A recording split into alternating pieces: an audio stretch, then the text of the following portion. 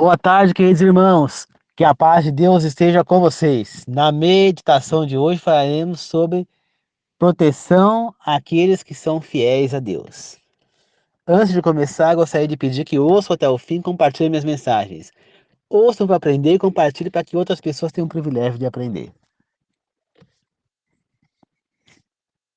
Então, queridos irmãos, em Salmos 33:20 diz: Nós pomos a nossa esperança em Deus, o Senhor. Ele é a nossa ajuda e o nosso escudo. Salmos 16:1. Guarda-me, ó Deus, pois em ti eu tenho segurança. Lucas 21:17-19. Todos odiarão vocês por serem meus seguidores, mas nenhum fio de cabelo de vocês será perdido. Fiquem firmes, pois assim vocês serão salvos. Mateus 10:29-31. Por acaso não é verdade que 2 passarinhos são vendidos por algumas moedinhas? Porém, nenhum deles cai no chão se o pai de vocês não deixar que isso aconteça. Quanto a vocês, até os fios dos seus cabelos estão todos contados. Portanto, não tenham medo, pois vocês valem mais do que muitos passarinhos. Então, nesses textos que eu acabei de ler, mostra claramente que Deus está prometendo proteger aqueles que forem fiéis a Ele, que forem obedientes a Ele, que forem tementes a Ele, que adorarem a Ele, que louvarem a Ele, que amarem a Ele, né? Quer um exemplo de proteção de um verdadeiro servo de Deus? Dois exemplos. O primeiro com Ló, lá quando Sodoma e Gomorra foram destruídas. Ló, por ser um homem fiel a Deus, ele foi salvo de ser destruído junto com a cidade, enquanto os demais foram destruídos. Ló foi salvo, nenhum fio de cabelo de Ló foi tocado, Ló não perdeu nada. Ele saiu da cidade, ele saiu ileso. Só perdeu a esposa porque a esposa não era temente a Deus, né? Agora Ló sim, por isso ele foi salvo junto com as filhas. E outra coisa que nos ensina a proteção de Deus é justamente a arca de Noé, né? Noé foi salvo, a gente conhece a história, que Deus resolveu destruir o mundo com um dilúvio, né? E ele escolheu Noé, que era um homem fiel, temente a Deus, obediente, que adorava e louvava a Deus. E esse homem, Noé, foi escolhido para construir uma arca ou uma barca, depende da tradução, para que ele pudesse levar ele, sua família, né, ele, os filhos, a esposa e as mulheres dos filhos dentro da arca, né? E, e um casal de cada animais impuros e 7 casais de animais puros. Ele deveria levar dentro da arca. E assim Noé fez. Ele foi obediente, fiel a Deus, construiu a barca. Deus fez ele construir a barca, tá dormindo, né? Ele estava dormindo e Deus fazia trabalhar dormindo, como se fosse um sonâmbulo, para construir essa arca. E ele construiu, e todo mundo entrou na arca. Quando todo mundo estava dentro, os animais também, veio o dilúvio e inundou a terra. A montanha, o monte mais alto da terra, teve metros acima dele, não sei quantos metros, 40 metros, 20 metros, não lembro agora quantos metros que falou na Bíblia, acima do monte mais alto da terra. Então, toda a terra ficou debaixo d'água. Algum ser humano viveu além deles? Não, impossível, né? Impossível. Mesmo que eles tivessem um barco, mesmo que tivesse um barco, né? Deus deixou que Noé ficasse vivo porque ele protegeu a Noé pela obediência, pela temência a Deus, né? Por ser fiel a Deus, Noé foi protegido. E é essa mesma proteção que Deus nos pede hoje, nos pede não, nos oferece hoje. E é a mesma devoção, né? A mesma fé que Noé tinha, que Deus nos pede que tenhamos hoje, para que Ele possa nos dar proteção. E claro que a gente aceite essa proteção, porque se não aceitar, Ele não protege também.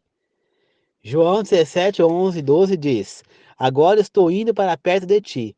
Eles continuam no mundo, mas eu não estou mais no mundo.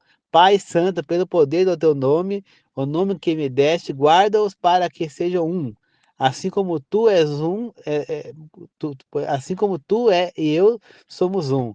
Quando estava com eles no mundo, eu os guardava pelo poder do teu nome, o mesmo nome que me deste. Tomei conta deles e nenhum se perdeu, a não ser aquele que já se perder para que se cumprisse o que as escrituras sagradas dizem. A não ser aqueles que já iam se perder, né? Quem está falando isso? Jesus. Jesus está falando isso, né?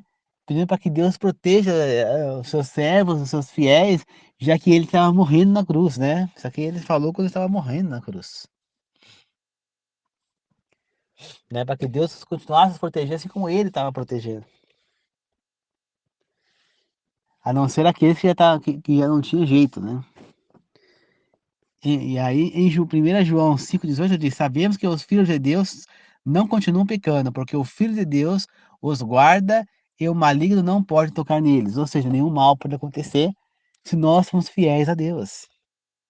Salmos 121, 1 a 8. Canção de peregrinos.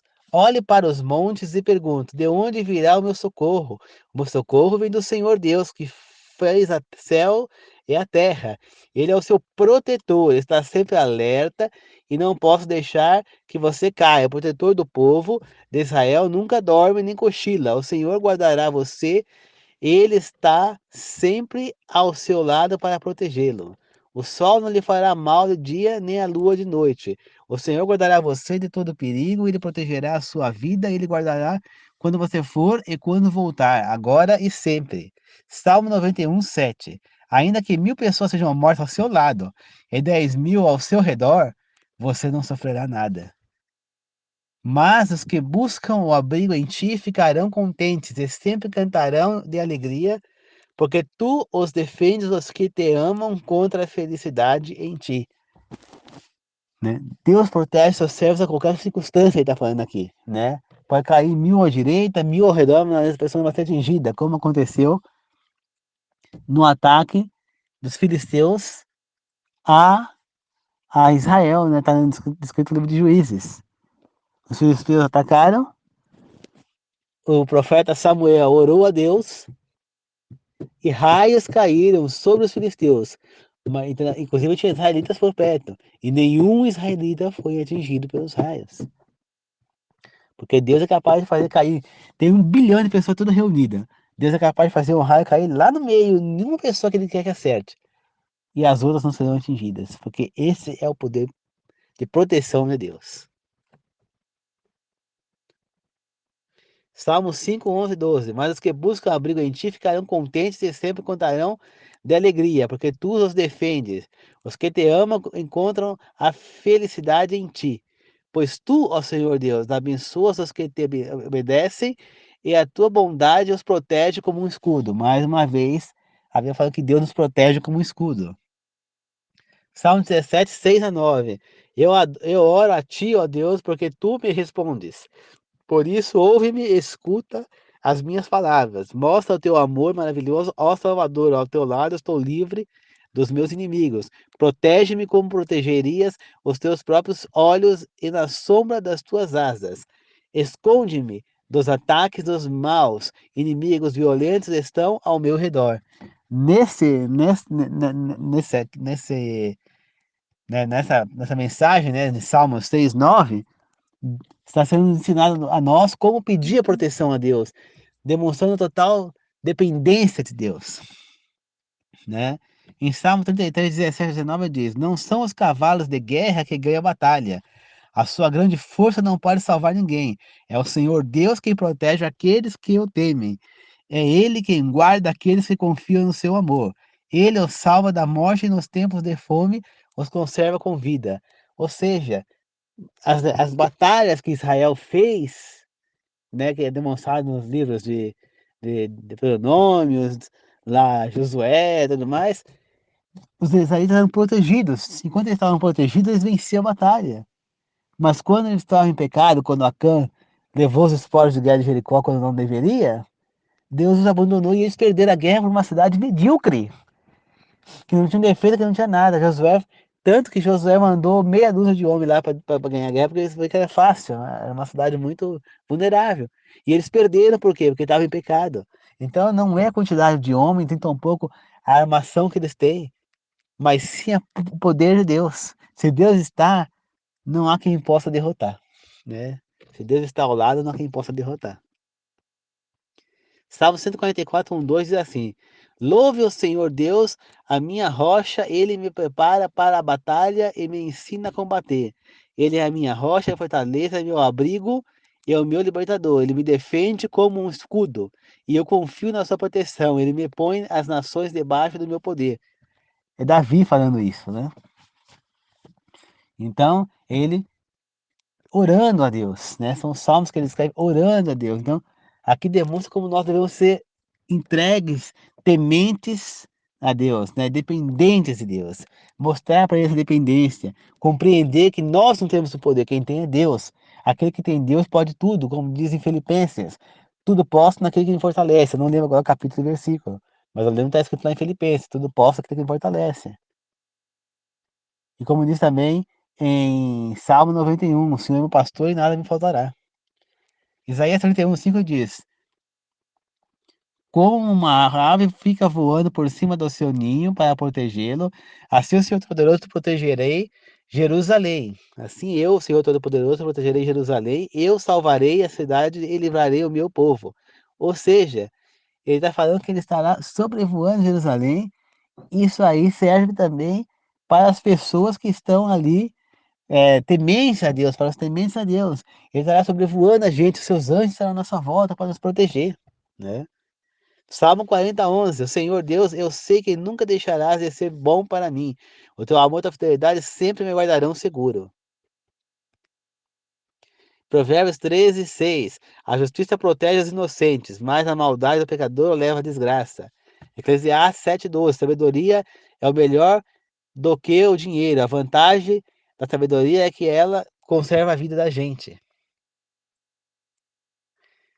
Provérbios 2, 6 a 8. É o Senhor quem dá sabedoria, a sabedoria e o entendimento vem dele. Ele dá ajuda e proteção a quem é direito e honesto. Deus protege os que tratam os outros com justiça e guarda os que lhe obedecem. Salmo 146, 7, 9. Ele julga a favor dos que são explorados e dá comida aos que têm fome. O Senhor Deus põe em liberdade os que estão presos e faz com que os cegos vejam. O Senhor levanta os que caem e ama aqueles que lhe obedecem. O Senhor protege os estrangeiros que moram em nossa terra. Ele ajuda as viúvas e os órfãos, mas faz com que fracassem os planos dos maus. Ou seja, aqui fala que Deus, ele protege os mais vulneráveis, os obedientes a ele, os seus servos, que são tementes, que o guardam. Mais uma vez falando sobre isso, né?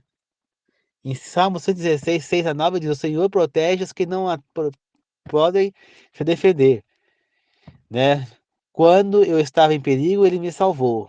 Meu ser inteiro continua confiando em Deus. O Senhor, pois ele tem sido bom para mim. Deus me livrou da morte, fez parar as minhas lágrimas e não deixou que eu caísse na desgraça. Por isso, no mundo dos que estão salvos, viverei uma vida de obediência a Ele.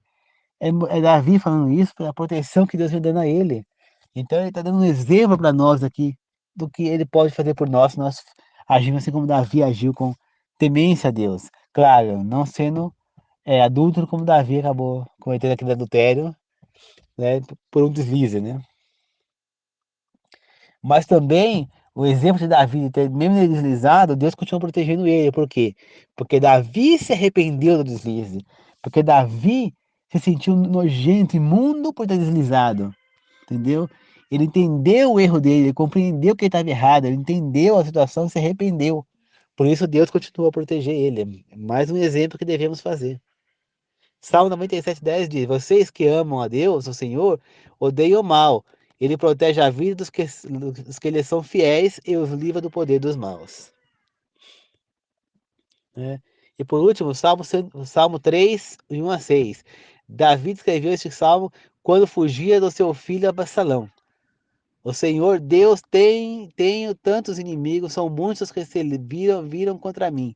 Eles conversam a meu respeito e dizem: Deus não o ajudará. Mas tu, ó Senhor, me protege com um escudo. Tu me dás a vitória e renovas a minha coragem. Eu chamo o Senhor para me ajudar, e lá do seu monte santo ele me protege, me responde. Eu me deito e durmo tranquilo e depois acordo porque o Senhor me protege. Não tenho medo dos milhares de inimigos que me ameaçam de todos os lados. Então, Davi aqui pedindo proteção de Deus porque ele estava fugindo de Absalão. Ele sabia que ele podia derrotar Absalão se ele quisesse, mas ele não desejava lutar contra o próprio filho. Né? Então ele preferiu fugir de Absalão e pediu a ajuda de Deus para solucionar aquela situação, porque ele não tinha coragem de enfrentar o filho. Porque se ele enfrentasse, ele sabia que ele ia ser obrigado a matar o filho. Claro que isso não adiantou, porque Absalão acabou sendo morto por Joabe. Mas Davi não enfrentou o filho, ele deixou que Deus tomasse a solução da maneira que ele achasse melhor. E mais uma vez, Deus protegeu Davi. Isso depois do pecado de ter adulterado com Batseba e ter matado Urias.